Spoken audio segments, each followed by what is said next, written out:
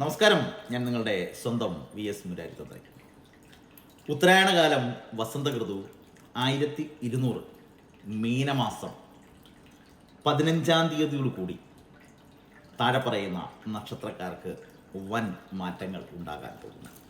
അതായത് ഈ വരുന്ന മാർച്ച് മാസം 29-ാം തീയതി ശരിക്കും സൂര്യഗ്രഹണവും അതോടൊപ്പം ശനിയുടെ മാറ്റവും ആണ്. ശരിക്കും പറഞ്ഞാൽ മീനം രാശിയിലേക്ക് 6 ഗ്രഹങ്ങൾ ഒരുമിച്ച് വരുന്നു. അതായത് ആദിത്യൻ, ചന്ദ്രൻ, ബുധൻ, ശുക്രൻ, ശനി, രാഹു. ഇത്രയും ഗ്രഹങ്ങൾ ഒരുമിച്ച് വരുമ്പോൾ ചില നക്ഷത്രക്കാർക്ക് വളരെയേറെ നേട്ടങ്ങളും അതുപോലുള്ള കാര്യങ്ങളും വന്നു ചേരാൻ പോകുന്നു. നമ്മൾ എപ്പോഴും ചിന്തിക്കേണ്ട ഒരു കാര്യമുണ്ട്.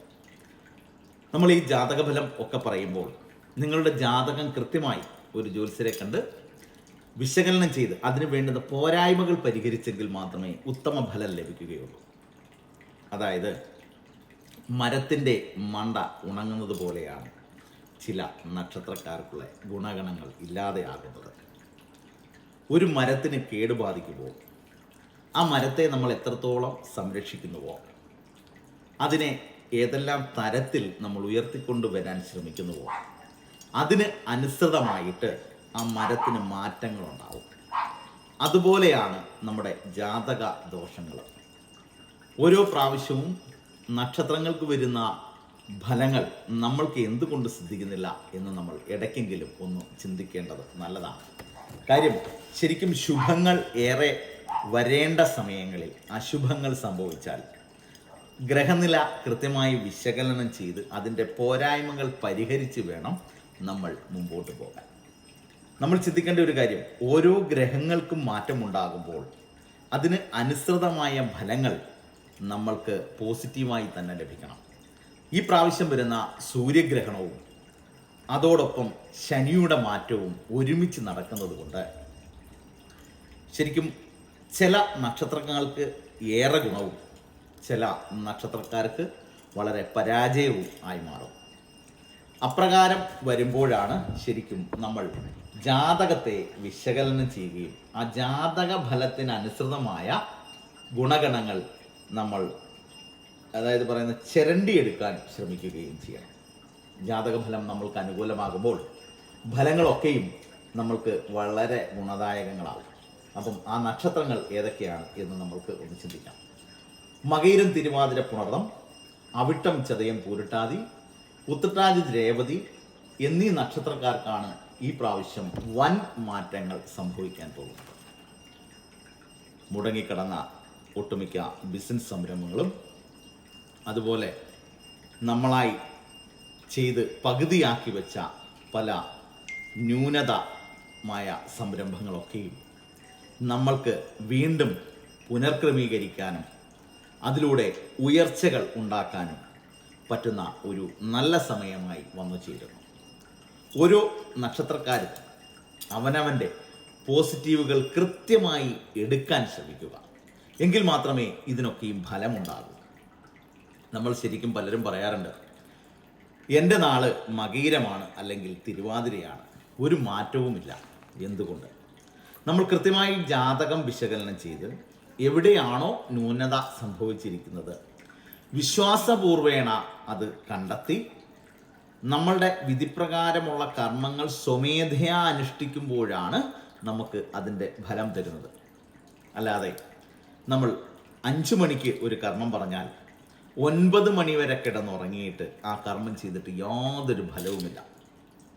ഏതൊരു കർമ്മത്തിനും അതിൻ്റേതായ ഫലങ്ങൾ ലഭിക്കുന്ന സമയങ്ങളുണ്ട്. ആ സമയം കൃത്യമായി പരിപാലിച്ച് നമ്മളത് കൃത്യമായി ചെയ്യാൻ ശ്രമിക്കണം. ആ സമയങ്ങളിൽ നമ്മൾ ഒഴിവാക്കേണ്ട ഒത്തിരി കാര്യങ്ങളുണ്ട്. ദേഷ്യം, പക, വൈരാഗ്യം, മാനസികമായ സ്പർദ്ധകൾ ഇവയൊക്കെ ഒഴിവാക്കിയെങ്കിൽ മാത്രമേ പൂർണ്ണമായ ഫലസിദ്ധി ഈ സമയത്ത് ലഭിക്കൂ. നമ്മൾ ഈ കർമ്മങ്ങൾ അനുഷ്ഠിച്ചിട്ട് വഴക്ക്, ശണ്ട, വേണ്ടുന്നതും വേണ്ടാത്തതുമായ ചില കാര്യങ്ങൾ ചെയ്യുന്ന ഒരവസ്ഥ, ഇതൊക്കെയും നമ്മുടെ ജാതക ഫലത്തെ കൃത്യമായി ബാധിക്കും. ഏതൊരാൾക്കും ലഭിക്കേണ്ട ഗുണഗണങ്ങൾ അതാത് സമയങ്ങളിൽ ലഭിക്കണമെങ്കിൽ കൃത്യമായ പരിഹാരങ്ങൾ ചെയ്തു കൊള്ളണം. അല്ലാതെ നമ്മൾ എൻ്റെ നക്ഷത്രവും ഇന്നയാളുടെ നക്ഷത്രവും ഇതാണ് എന്ന് ചിന്തിച്ച് നടന്നാൽ ഒരിക്കലും നമുക്ക് ഫലസിദ്ധി ഉണ്ടാവുകയില്ല.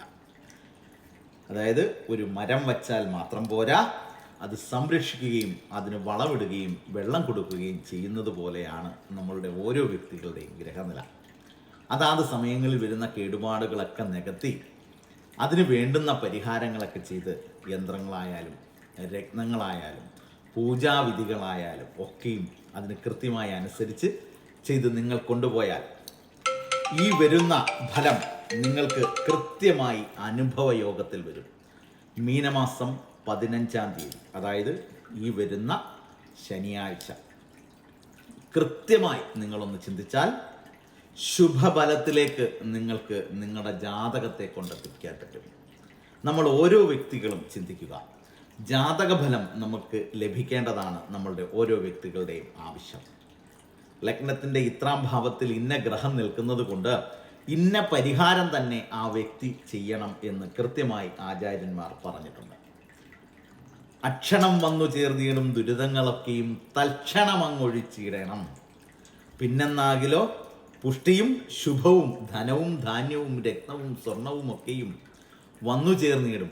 ആന, കുതിര, കാലാൾപ്പട, വസ്തു, വാഹന, ഗൃഹ ഇതെല്ലാം നമ്മളിലേക്ക് വന്നു ചേരണമെങ്കിൽ കൃത്യമായ പരിഹാരാദികൾ ചെയ്തു കൊണ്ടുപോകാൻ നമ്മൾ ഓരോരുത്തരും ശ്രദ്ധിക്കണം. ഈ പരിഹാരം എന്ന് പറയുമ്പോൾ അവനവൻ്റെ മത ആചാരവിധി പ്രകാരമുള്ള ചടങ്ങുകളാണ് ഈ പരിഹാരങ്ങളൊക്കെ.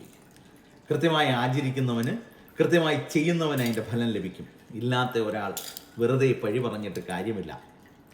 നമ്മൾ ഭക്തിയും ശുദ്ധിയും വൃത്തിയും ശാന്തതയും മനോധൈര്യവും കൊണ്ടുവന്നാൽ നമ്മൾക്ക് നേടാൻ പറ്റാത്തതായി ഈ ഭൂമിയിൽ ഒന്നുമില്ല.